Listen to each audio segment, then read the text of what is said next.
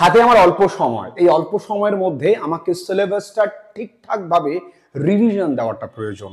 আমি যদি তোমাদেরকে বলি যে তোমরা ঠিকঠাকভাবে এই অল্প সময়ে খুব সুন্দর করে পুরো সিলেবাস দারুণ করে রিভিশন দিতে পারবে, তাহলে তোমরা কিন্তু চমকে উঠবে। তোমরা বলবে যে শুধুমাত্র ভিডিও ভিউজের জন্যই ভিডিওটা তৈরি করা হচ্ছে। একদমই তা নয়, কারণ তোমাদের এই মুহূর্তে সব সময় পজিটিভ চিন্তা ভাবনা করা উচিত। এই সময় একবারও ভাবা উচিত না যে আমার দ্বারা ওটা সম্ভব নয়।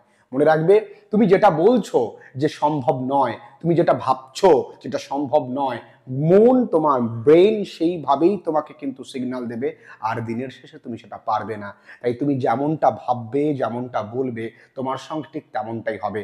প্রথমত তুমি স্টপ থিঙ্কিং নেগেটিভ। কোনো নেগেটিভ কিছু নিয়ে তুমি এখন ভাববে না। কোনো কিছু তুমি দেখছো একজন স্যার তোমাকে বলছে যখন সম্ভব, তার কথায় পূর্ণ বিশ্বাস রেখে, এবং যে মানুষটা তোমাকে স্ট্র্যাটেজিক্যালি সব দেখিয়ে দিচ্ছে যে ইয়েস পসিবল, পুরো সিলেবাসটা রিভিশন দেওয়া পসিবল, তাহলে নিশ্চয়ই এর মধ্যে সম্ভাবনা আছে। তাহলে প্রথম কাজ কি করবে? সমস্ত নেগেটিভ থটসগুলোকে দূরে সরিয়ে দেবে। দেখো, এখন আমাদের কিন্তু এই স্ট্র্যাটেজি মেনটেন করতেই হবে, কারণ আমাদের কাছে আর কিছু করার নেই। আমাদের হাতে সময় প্রচণ্ড অল্প। তুমি কিভাবে রিভিশন দেবে? আচ্ছা, রিভিশন মানে হচ্ছে তুমি যেটা পড়েছো সেটাকে আরো একবার ঝালিয়ে নেওয়া, তাই না? তুমি যা পড়েছো সেই বিষয়টাকে আরো একবার তুমি পড়বে, মনে করবে। আচ্ছা, আমি আমাদের বিষয় মানে ইংরেজি থেকে যদি তোমাদেরকে বলি, ইংরেজিতে 4টে প্রোজ, পোয়েট্রি অ্যান্ড ড্রামা আমরা যদি বলি, তাহলে আমরা এখানে 4টে গল্প, 4টে কবিতা এবং একটি নাটক।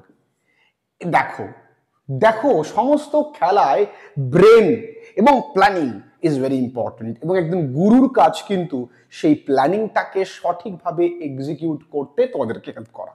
তো আমি এই কাজটা করছি, তোমার মন দিয়ে দেখো। দেখো, আমাদের কিন্তু আলটিমেট রিভিশনের প্রয়োজন এই 4টে গল্প। এই 4টে গল্প রিভিশন মানে এই 4টে গল্পের সঙ্গে কিন্তু এমসিকিউ রয়েছে, যেটা টেক্সট পড়লে কমপ্লিট হয়ে যাবে। টেক্সট মানে কি? এক একটা গল্পে যদি 3টে করে পৃষ্ঠা থাকে, তাহলে একদিনে একটা করে বেলা, মানে সকালে 1 পেজ, মিড মর্নিং এ 1 পেজ, রাতে 1 পেজ, বা রাতে 2 পেজ যদি পড়ি, তাহলে এক এক দিনে এক একটা গল্প কমপ্লিট হবে। তাহলে আগামী 4 দিনে আমার 4টে গল্প রিডিং পড়া কমপ্লিট। তার মানে এমসিকিউ নিয়ে আমার আর টেনশন নেই। এসএ কিউ আমি প্রত্যেককে বলি, এসএ কিউর জন্য টেকনিকটা শেখা উচিত। একটা গল্পে 50টা এসএ কিউ থাকলে তার মধ্যে 40টা এসএ কিউ একা লেখা যায়, 10টা এসএ কিউ তোমাকে মুখস্থ করতে হয়, তাও বুঝে বুঝে। এই জায়গাটা আমি তোমাদের নেক্সট ভিডিওতে বা হয়তো তোমাদেরকে বলবো যে গ্রামারের জন্য তোমরা কি করবে। তাহলে মূলত এই 4টে, আর এই 4টে কবিতা তো একদিনে রিডিং করা যায়। আমি তাও ধরলাম এই 4টে কবিতার জন্য আরো 2 দিন, তাহলে 6 দিন। আমি এই 6 ডেইজে আমি কিন্তু 4টে কবিতা, 4টে গল্প পড়ে কমপ্লিট করতে পারি। বস, মনে জোর রাখতে হবে, আমি পারবো। পড়তে বসেছি, পড়তে বসতে মন চাইছে না, উঠতে মন চাইছে, আমি ততক্ষণও পড়বো যতক্ষণ আমার উঠতে মন চাইছে। পারছি না, ঠিক আছে, উঠে যাব, উঠে গিয়ে একটু হাঁটাহাঁটি করে আবার পড়তে বসে পড়বো। এইভাবেই পড়তে হবে। পড়াশোনা এখন হাল ছাড়লে চলবে না বস। তোমাকে মনে রাখতে হবে যে তোমাকে এই যুদ্ধে জয়লাভ করতে হবে। তোমার বাবা যেন বাজারে গিয়ে মাথা নিচু করে না বলতে হয় যে আমার ছেলে এবার পাস করতে পারেনি, আমার ছেলে ফার্স্ট ডিভিশন পেতে পারেনি, আমার ছেলে কোন রকম পাস করেছে, যেন বুক চিতিয়ে বলতে পারে আমার ছেলে স্টার পেয়েছে, আমার মেয়ে স্টার পেয়েছে। দাদা, ভেবেছিলাম কিছুই করতে পারবে না, কিন্তু এই ছেলে যে এই রেজাল্ট করবে কল্পনাও করিনি। সেই দিনটার জন্য তুমি পরিশ্রম করবে। আর তো মাত্র হাতে 1টা মাস, তুমি পারবে। আমার মনে হয় তোমরা পারবে, কারণ তোমরা পারবে, তোমরা সেই ক্ষমতা রাখো, কিন্তু ক্ষমতাটা এখনো চিনতে পারোনি। তাহলে এসে কি, তাহলে ফ্যাক্ট আমি কি বললাম? দেখো, 4টে গল্প মানে 1টা বেলা, 2টো বেলা, 3টে বেলা।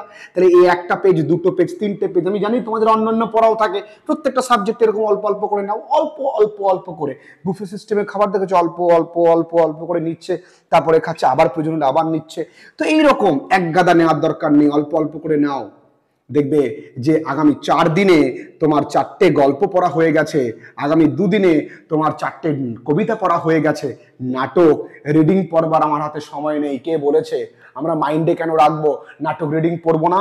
10টা পেজ আছে ধরে নিলাম, সে 10টা পেজ মানে 3টে দিন লাগবে, পড়বো 3টে দিনই রিডিংটা পড়বো, পড়ে নিয়ে স্যারের ওয়ান লাইনার পাঞ্চ আছে তার পিডিএফ রেডি। তোমাদের জন্য ক্লাস 12 প্রচুর ছেলে মেয়েদের কাছে আমার পিডিএফ পৌঁছে গেছে, আমরা কষ্ট করে ব্যাচে যে পিডিএফ করিয়েছি সেই পিডিএফ পৌঁছে গেছে। তোমরা চাইলেও কিন্তু এই হোয়াটসঅ্যাপ নাম্বারে মেসেজ করে পিডিএফটা নিতে পারো, যেখানে ওয়ান লাইনার পাঞ্চ আছে, তোমার রাইটিং রয়েছে, MCQ, important MCQ, SAQ, broad question সমস্ত কিছু রয়েছে তোমাদের জন্য। তুই 25টা ওয়ান লাইনার পাঞ্চ পড়বো, যে 25টা ওয়ান লাইনার পাঞ্চ পড়তেও হয় তুমি টেক্সটটা একটু ভালো করে পড়ো, জাস্ট রিডিং পড়বে, জাস্ট রিডিং, দেখবে টেক্সটটা তোমার কাছে জলের মতন স্পষ্ট হয়ে যাবে। তাহলে এবার ব্রড কোশ্চেন, এবার ব্রড কোশ্চেনের পালা।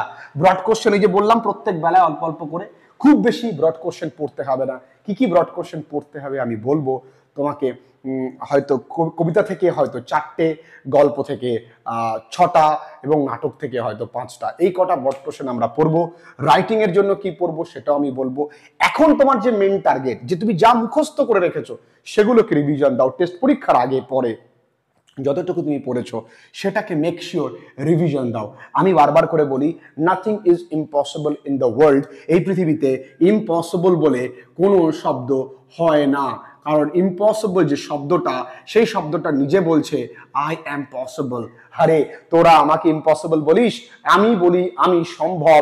যদি তোমার মধ্যে এফর্ট থাকে, কালাম বলেছিল এফর্ট মানে এন্ড কথার অর্থ কালাম বলেছিলেন এফর্ট নেভার ডাইজ, যে চেষ্টা কখনো মরে না। তুমি চেষ্টা করো, তোমার জয় হবেই। শুরু করো, তোমার জয় হবেই। শুরুটা জাস্ট তোমাকে করতে দেরি, জাস্ট শুরুটা করো। বারবার করে বলেছি যে আমি পারবো না, আমার দ্বারা সম্ভব নয়, এগুলো নয়। তুমি তোমার মতন করে একটা রুটিন তৈরি করো যে আমি আজকে পড়বো, দেখো শুরুটা করো, দেখবে তাড়াতাড়ি করে সমস্ত সিলেবাস তোমার গ্রিপে চলে আসবে। জাস্ট শুরুটা করো। ভালো থেকো।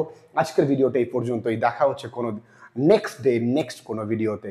ততক্ষণে বারবার করে বলেছি এখনো কিন্তু হাল ছেড়ো না, অনেক সময় আছে। ভালো থেকো।